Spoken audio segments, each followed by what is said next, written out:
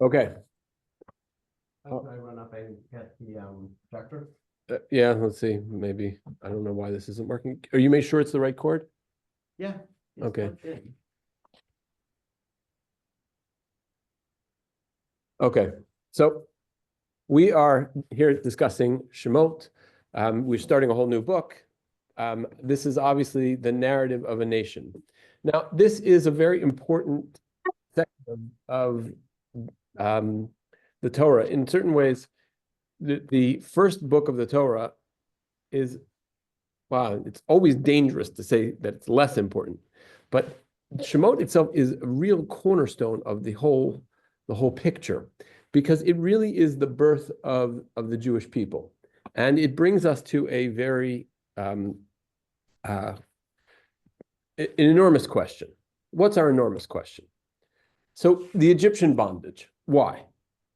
Why God in his infinite wisdom, why is the Jewish nation born in Egypt? And if you think, well, it just happened that way. So it didn't just happen that way. We know from Parshat Lech Lecha, part of the promise to Abraham, what's called the Brit Ben Abatarim, the covenant of the parts. So the covenant of the parts is this promise to Abraham that he's going to have children, and he's going to have many children, and in addition to the many children, Abraham asks, how do I know that they will inherit? How do I know that they're going to inherit me? And the answer is the Egyptian bondage. So I ask, and people are free to volunteer answers, or if you want to, even in the room or online. I'll repeat either way so that both audiences are able to hear. What was the purpose of the Egyptian bondage? What did it accomplish?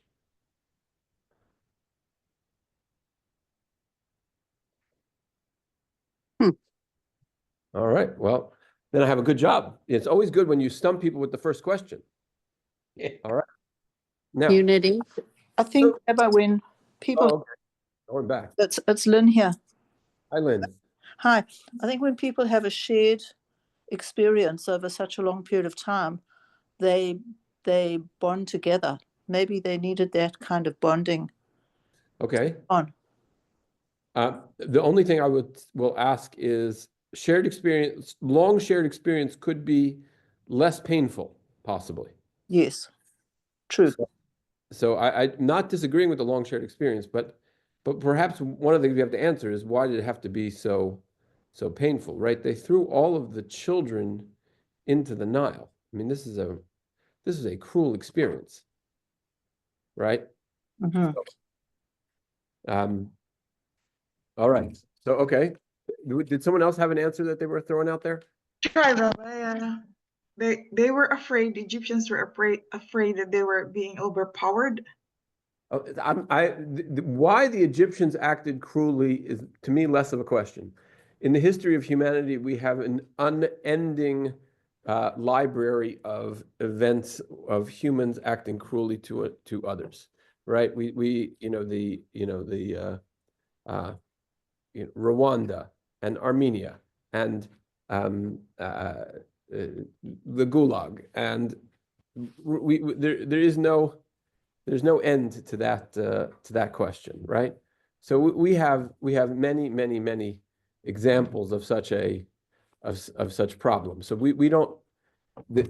That's not really the question we're asking. We're asking a different question. Our question at the moment is the question of why it was that we needed it. What advantage did it provide from the Jewish perspective? That's the question we're trying to answer. So they redeemed, and that the promise that they would be made into a great nation would be fulfilled. Okay, so again, Nora, what, God needed some insecure Egyptian to redeem us, right? Presumably God could redeem us without that, right? So, but it needed to be slaves first so they could be redeemed. oh, okay. Well, if I twist your arm and then untwist it, is that really should should I really thank you at the end of that? No. Right But there? it also weeded out the people that were going to be loyal Ooh, to Hashem and the people who were going to stay in Egypt and not interesting. bother. It is the Akedah for the nation, right? That this is okay.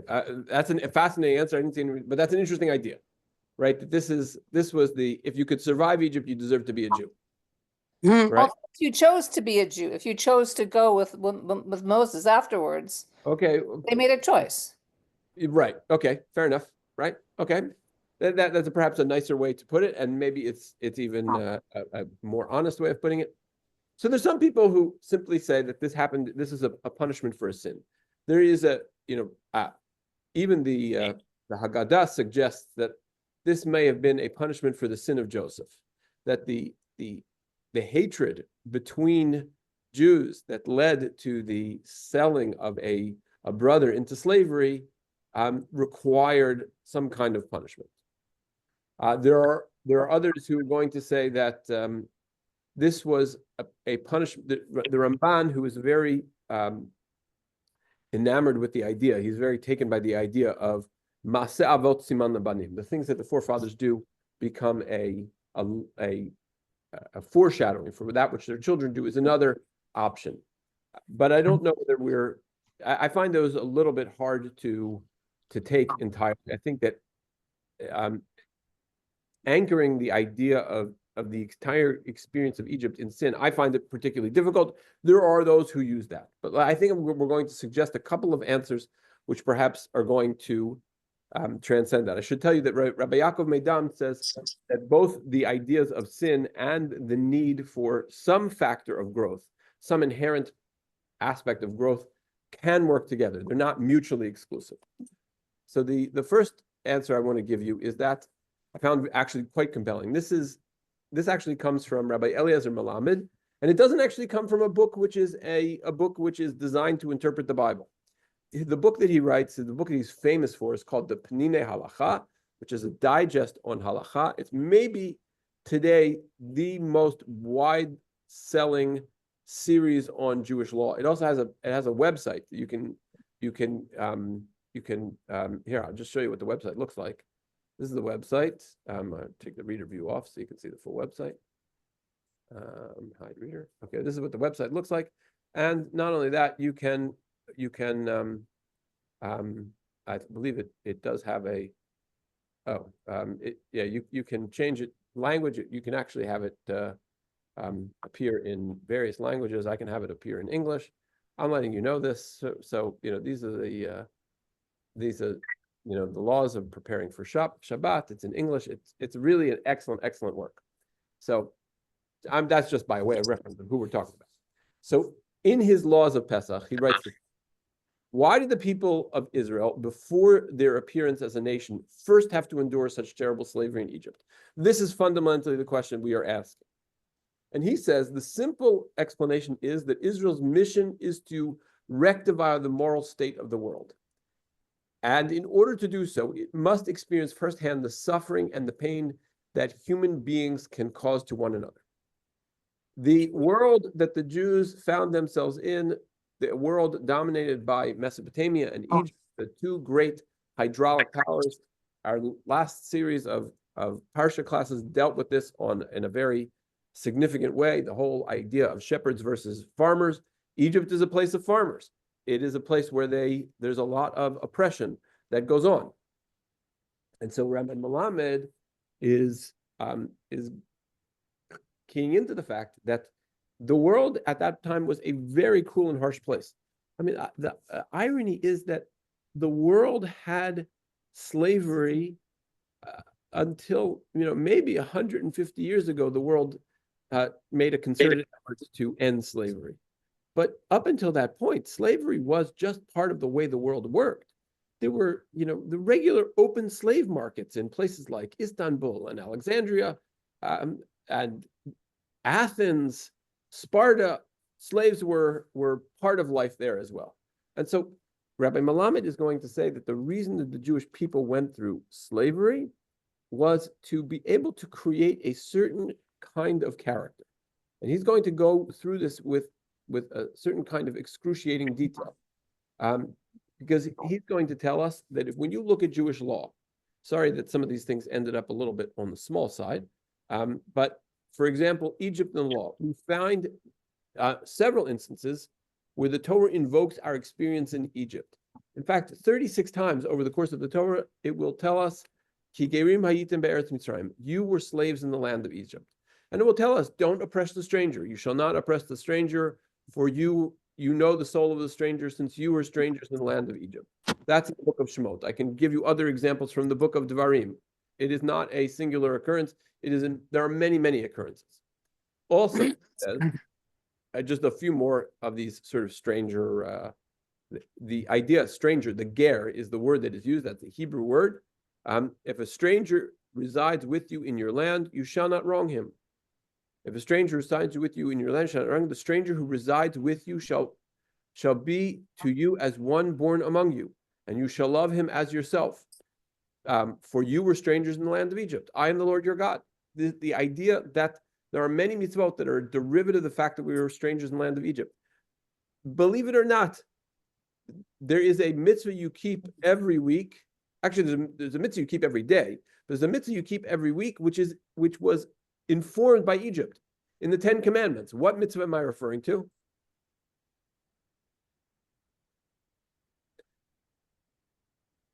You sing it, in fact, every time you consecrate this day. Jonathan's looking at me like, Kiddush, Shabbat.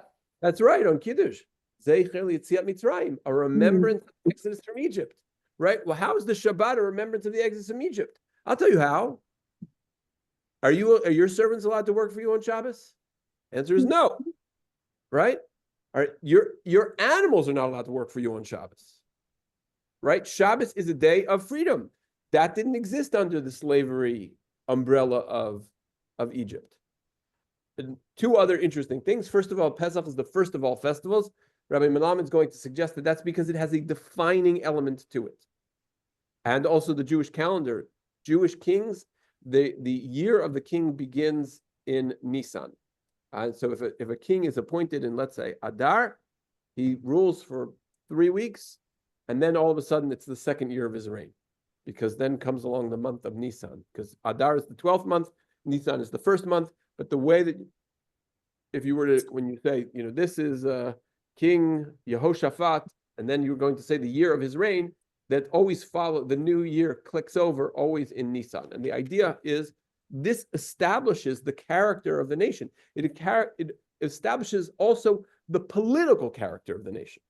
That this is what Rabbi Melamed is going to say is that the essence of Jewish leadership is informed by the experience of having once been a stranger in the land of Egypt.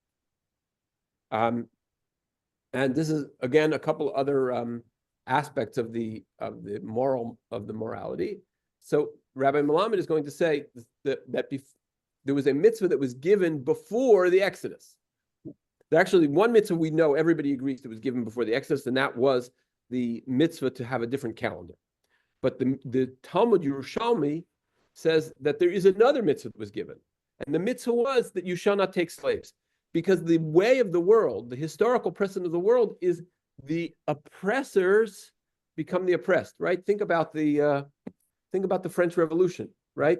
The peasants took over, and then they started chopping off the heads of the nobility, right? The Russian Revolution followed a very similar idea that if you were nobility, if you had shoulder boards on you, the White Russians would rip the shoulder boards off of their uniforms because they didn't want to be caught by the Reds, right? This is the way of the world. The peasants take over and they enslave the former nobility. So this is what God want. This was a cycle that God was not willing to tolerate, because the experience of the slave has got to be embedded in the Jew. And I think that there's an aspect of this which, Jews and their Jews are going to have an interesting election cycle, because some Jews in this country believe that you say Shema Yisrael and you vote the Liberal Party, and those are the two mitzvot of the Jew. Now, I didn't grow up in Canada, so I didn't have that, but I grew up in a home where Jews voted Democrat because they believe in social reform and justice. And my father remembers going with my grandfather to the March on Washington with Martin Luther King. This is what Jews feel. They felt we were slaves in Egypt. They felt a great identity with the civil rights movement. Right. I don't mean to make light of any of these things. I think that that's a very positive aspect of what Jews are. I don't mean to be political, because we can have a very serious argument, and intelligent people can tell you how any political party in this day and age can represent morality and values. But I will just say, historically, I think that the Jewish association with the Liberal Party in Canada and maybe the Democratic Party in the United States, it bears itself out of the sense of the sense of the Jew having experienced the suffering of Egypt. Of course, that lesson has been refreshed by Khmelnytsky and Hitler and various other tyrants over the course of time.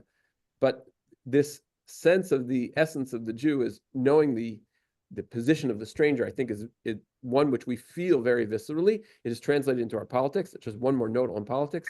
I don't mean to suggest that anyone should be voting in any particular way. I just using that as a historical example. I think that the political landscape has significantly shifted, and people, there's been a lot of talk, obviously, that the Jews have abandoned the Democratic Party for a variety of reasons, and maybe there's a lot to discuss about why, and maybe this can be taken too far. Enough of the footnotes. The idea here is that the experience of suffering, to have that in your consciousness, is necessary for the soul of the Jew. Rabbi Melamed's point is, why did they have to go through slavery? Because that was necessary for the soul of the Jew to advance, to understand the plight of the stranger. You cannot be a good Jew without understanding the plight of the stranger. Okay, Ad Kan, Rabbi Melamed. Now, a lot of people were saying that Egypt was a galvanizing influence, right? I think, Lynn, that was yours after, and I pushed back a little bit, because I said, well, why does it have to be so difficult? You said it was a shared experience. Well, herring and matzo balls are also a shared experience, right? Being bored in shul is a shared experience, right? We have lots of shared experiences, but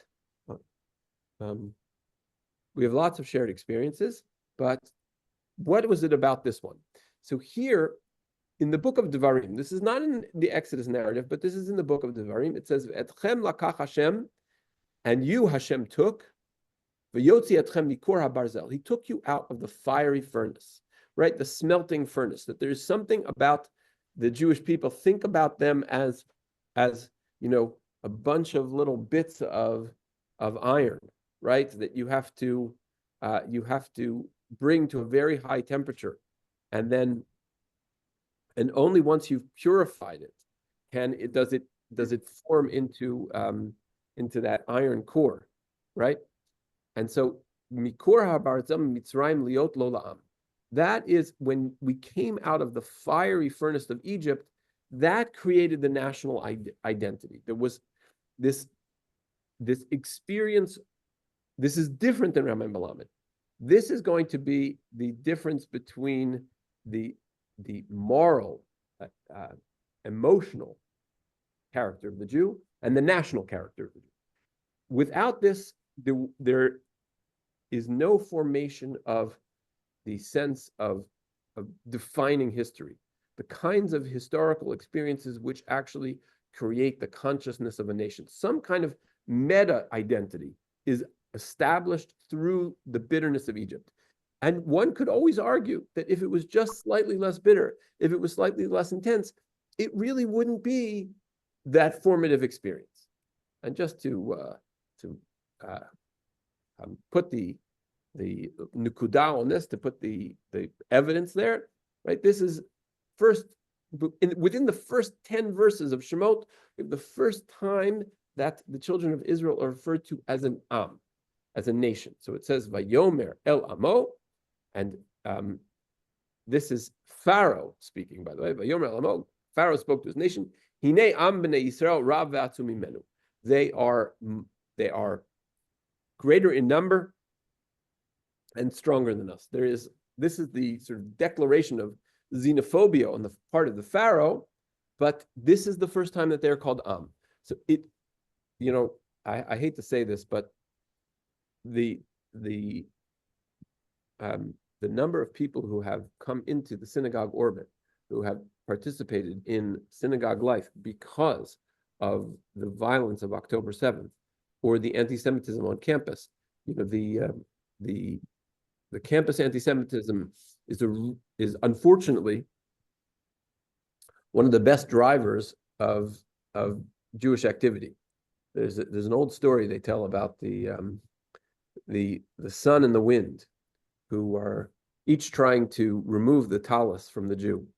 So the wind says, "I'm going to blow the talus off," and so the wind, brings a storm, and the Jew just wraps himself in his talus tighter to weather the storm. Sun says, "Okay, now it's my turn," and he just makes it like a nice, warm, sunny day, and it's just it's comfortable. It's maybe a little too warm for a talus, and before you know it, the talus is folded up and put away. Right. So this is a sort of a phenomenon of Jewish behavior, is that sometimes we are more Jewish when we have a good enemy. And this may have been that formative moment. Okay. Now, I want to share with you some of the teachings of Rabbi Yaakov Meidan. Rabbi Yaakov Meidan is one of the Rosh Yeshiva at Yeshivat Har Tzion, and Yeshivat Har Tzion, in a way, prides itself on being one of the most cutting edge interpreters of the Bible. And there are a couple things that they do at Yeshivat Har Tzion which are very interesting. First of all, they are much more likely to, under the influence of a rabbi named Rabbi Yoel Ben-Nun, and maybe some others as well, to look at issues from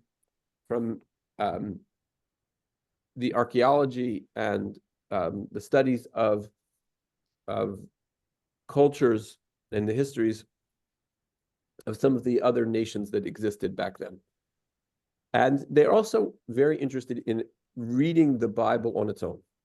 There's a statement in the Talmud that says, Ein hamikra yotzei midei pshuto, that the Bible does not ever escape its simple meaning, or straightforward meaning. That's maybe another way to interpret that. And what Rabbi Meidan is trying to do is he's trying to ask, what is this text trying to say to me? What is it? What story is it actually telling?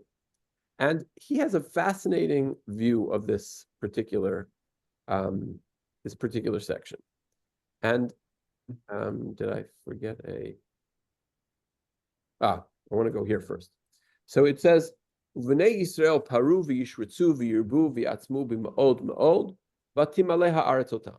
This is the second statement. It says, the first statement, it tells us about the children of Israel coming down to Egypt, and it tells us that the children of Israel, paru v'yishritzu, they were fruitful and they multiplied. V'yatzmu b'ma'od ma'od, they became very strong. V'timaleha aretzotam, and the land was filled with them. Now, originally, the Jews lived in the Goshen ghetto. So you can see over here on the map, Goshen is sort of on the eastern side of the Nile Delta. The Pharaoh's city would have been on the western side of the Nile Delta, maybe. And you can see that the Nile farmlands obviously have this long tail, and the delta itself is very green. The Jews lived in a very separate section because the Jews, at least initially, they were shepherds. The Egyptians are farmers. Joseph sets up a scenario by which his family, which are shepherds, are not going to interfere with the farmers. Shepherds and farmers don't mix well for some very natural reasons, right? Because if I have sheep and you have wheat, my sheep will be more than happy to eat your young wheat, right? And then you get no bread. So that's not a good mix. So there was the sense that the Jews will live in a separate section, and that the Nile itself, the part of the Nile which self-irrigates many of the other sections, were going to be farmland. And Egyptians, we learn in the book of Bereshit that it was an abomination for the Egyptians to eat sheep, probably because they knew that those kinds of domesticated animals were the very worst things for the crops. And Egypt was a hydraulic culture which raised grain, and it raised it in a place called Goshen. Now, the story here is a very interesting one. What Rabbi Meidan does is he compares this, and he could have picked a number of others, but he looks at the story of the 1850s and the emancipation of the Jews of Austria-Hungary under the Holy Roman Emperor Franz Joseph.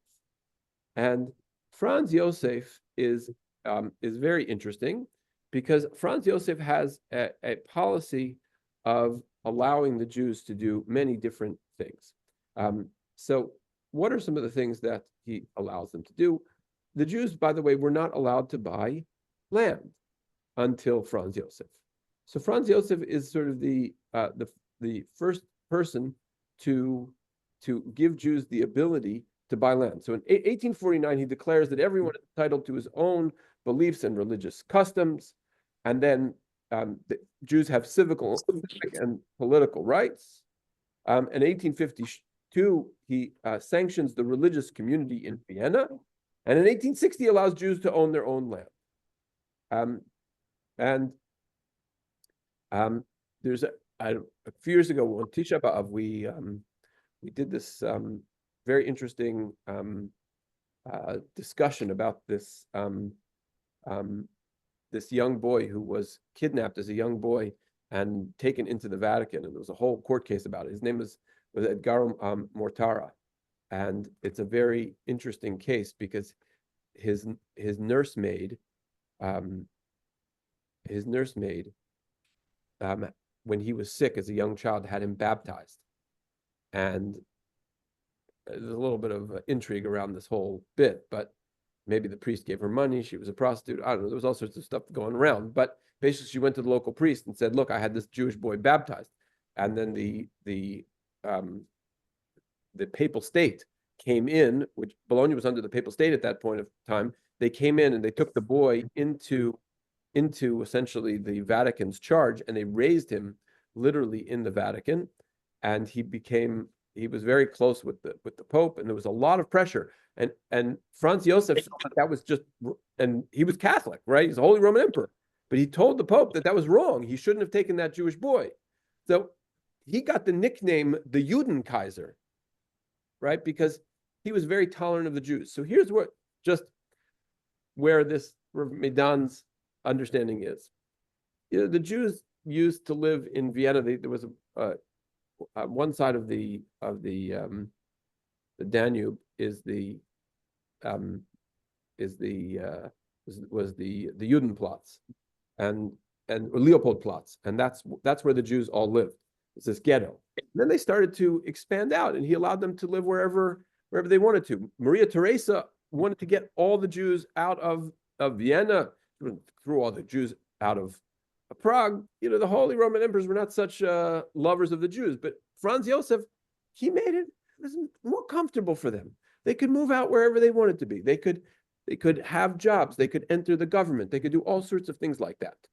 Now, it just so happens that under Franz Joseph and the Judenkaiser, who was the Judenkaiser, very sympathetic to the Jews, the next thing that comes about is, it says Karl Legend, because the autocorrect won't allow it to say Karl Lueger. Karl Lueger was the mayor of Vienna, and he was a hero of Hitler. He came to power on a platform of anti-Semitism, and Franz Joseph refused to confirm him 3 times in a row. And on the 3rd time, he was very popular. People, Jews were doing what Jews do. They were vayirbu v'yatzmu b'ma'od ma'od. They became, the land was filled with them, and they were doing good business, and it was a big deal. There was a lot of economic jealousy at the time, and so Lueger, on a platform of anti-Semitism, rises to power. He becomes a hero of Adolf Hitler, and it is upon one of the things which inspires Theodor Herzl to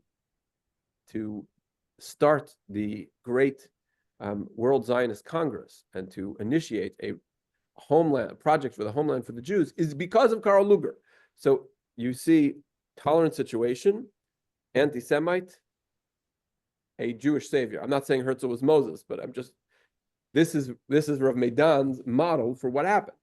He's going to say there was the sin and the need to reform the Jewish people was one and the same, right? So they move out of the Goshen ghetto and they start to assimilate with the entire within the entire country. And God says, no, you're going to have to be a nation. And it is through the sin of assimilation that they come to need a reconstitution. Sort of very interesting read of the whole thing. It's even more interesting because this is something which happened again and again and again. Rav Meidan happened to take the example of Austria in the 19th century, but I could just as easily have taken Jews in Spain in the 13th and 14th century, and we could have exactly the same discussion about what was going on. Jews in positions of power, great anti-Semitism, riots, and then we know what happens, right? There's an expulsion of the Jews from Spain. So this is not a unique, singular moment. This becomes an archetype, and so Meidan just sort of shows us how this archetype works, but that in a certain way, anti-Semitism has been one of the elements that preserves the Jews. And we learn that from the story of the Exodus. Okay, now maybe this is my most interesting thing to share today. I don't know. This is something that I happen to love this particular sketch. I have this book at home that I picked up not this past trip to Israel, but 2 trips ago. Sometimes in Israel, the beautiful thing is you stumble into a bookstore, you see an interesting book. There is a woman who wrote a book called Umanut Keparshanut, which means art as interpretation. And this is a number of sketches of a Holocaust, not a Holocaust survivor, but a Jew who comes out of the anti-Semitic Europe. His name is Nachum Gutman, and he writes. He creates this version of Miriam and Moshe Bateva. Now, I'm going to ask you, what do you see in terms of this Miriam? Right, a lot of the other Miriams and Moshes, they're very bucolic. Right, it's a beautiful stream. It's she's watching from afar. Right, what is it about this Miriam which strikes you? Whatever is written on Okay, top wait, of Jonathan, wait 1 second, Jonathan. Right, she's definitely it's a surreptitious, right? She knows what she's doing is wrong, right? Lahavdil alfei havdalos, right? To 1,000 separations. I won't even. I'm gonna leave that. It's a bad analogy, but she's disguised, right? She's trying to blend in. She knows that this is an act of disobedience, right? So she's engaged in that act of disobedience, and she knows it. She's scared too, but she's still. We can see how brave Miriam has to be. Yes, Lynn, it sounded like your voice. No? Somebody else making? I was going to ask, what is written on top of the shirt under her neck? I-T-E-T-T. No, that's nothing's written. Those are Okay. just to be the folds of her dress. Okay. Yeah. I mean, if it's iti, I don't know what it's supposed to mean. I think it is just his way of showing there's fabric there. It resembles Yeshu Maria and Yeshu, actually, to me. Oh, okay. Now there we can talk about the now that we have it could be inspired by Madonna and Child, right? I mean, that's a whole there could be some references there, right? Because we have the Savior, but this is maybe where it has some of its most profound interpretation, is who's saving the Savior, right? It is the disobedient women. Now, Chazal say, "B'zchut nashim tzidkaniyot galinu mitzrayim." By the virtue of righteous women, we were redeemed from Egypt. Now, what is so interesting about the narrative of Shemot is the men are fully obedient. There's a very, very famous midrash. I say it's a famous midrash because it gets cited over and over again. The Aaron, or I should say Amram, Yocheved's husband, Moshe's father, basically says he wants to divorce his wife. Why would you want to bring a child into the world if he's just going to be drowned in the Nile? That seems like a very cruel thing, right? So you separate from your wife, so you're not overcome by desire, and bring a child into the world against this kind of cruelty. And Miriam apparently said to God, to her father, to Amram, she said, "You're worse than Pharaoh. Pharaoh decreed against the males. Now you're decreeing against the females also. There's no child's going to be brought into the world," right? So it's Aaron who sort of gives up hope, and Miriam is like, "No, you have to be disobedient." Now the narrative will give us a lot of examples of disobedient women. The first and foremost is you have their two Hebrew midwives, right? They're called Shifra and Pua. Shifra and Pua, they're the Mialdot HaIvriot, right? And it says that they fear God, which is interesting because now you have this moment. Maybe it's the first cultural moment where we have black and white on the pages of the Bible that somebody is going to defy temporal authority because of their religious conviction, right? We are disobedient to the temporal authorities, to the Pharaoh, to the physical authority of Pharaoh, because we have a stronger commitment to God. And the Chazal will say Shifra and Pua are really Yocheved and Miriam, because Yocheved and Miriam are the ones who put Moses into the Nile. He's the one who is a disobedience. So first of all, I'm just before I let this, if it's not being clear, so if the question is why did God put us through Egypt, it's because God had to teach us that there has to be in the Jewish people a spirit of disobedience against the tyrants of the world, right? We have to be. You are raised as a Jew on this. Now, this also, by the way, this is what I love about this. I wrote a whole article about this. There's a whole new definition of heroism, right? The definition of this is not Achilles and Hector, right, who fight it out on the battlefield, right? That's not how Jewish heroism works. The men are the wimps here. All of the disobedient people in this story are women. There's one exception, but we'll get to that in a minute. Who's going to be the other disobedient woman in the story? Bat Paro. Very good. Bat Paro, the Yeah. daughter of Pharaoh. She knows this is a Hebrew. Mialdeh Ha'ivrim zeh, right? She knows it's a Jewish child. She picks it up out of the water. She too is part of the act of disobedience, right? So who's the only other person who is disobedient in the book, in these first chapters? All the men are very obedient. Moshe. Right. He Moshe. fights he kills the inflictor of the Jewish people. Very good, right?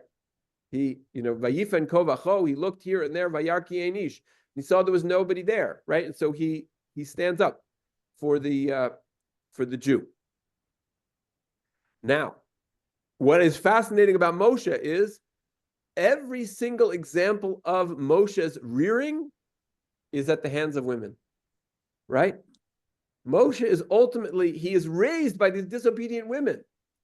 I mean, I think it's just a very fascinating sort of a piece. Without this sort of legacy of the disobedient Miriam, the disobedient Yocheved, the disobedient Batya, we don't have a Moshe. I need to pause now for a moment for what I call Disney differentiation.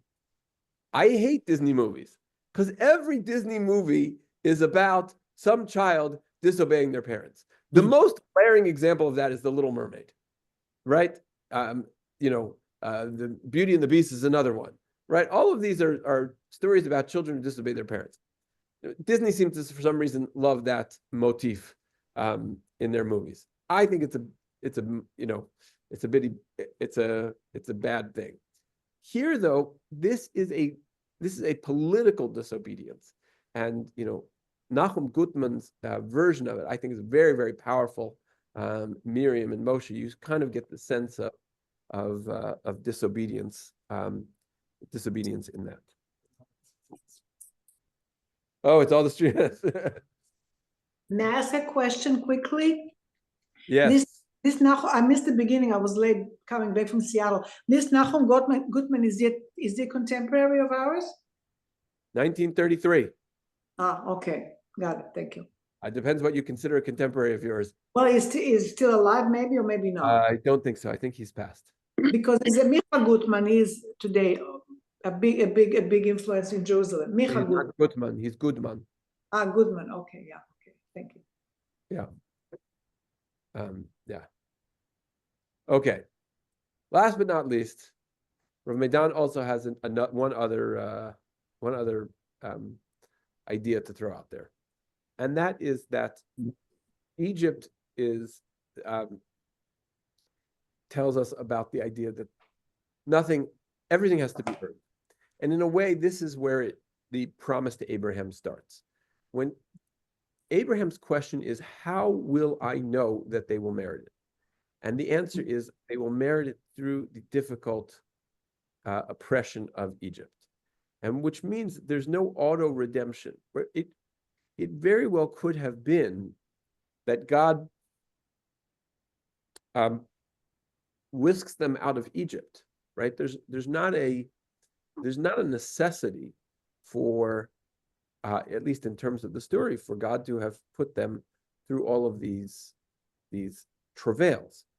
When they go into the land of Israel, when Joshua fights the battle of Jericho, as just an example, so he circles Jericho 7 times, doesn't lift a sword, blows a shofar, the walls come down. It's all very miraculous.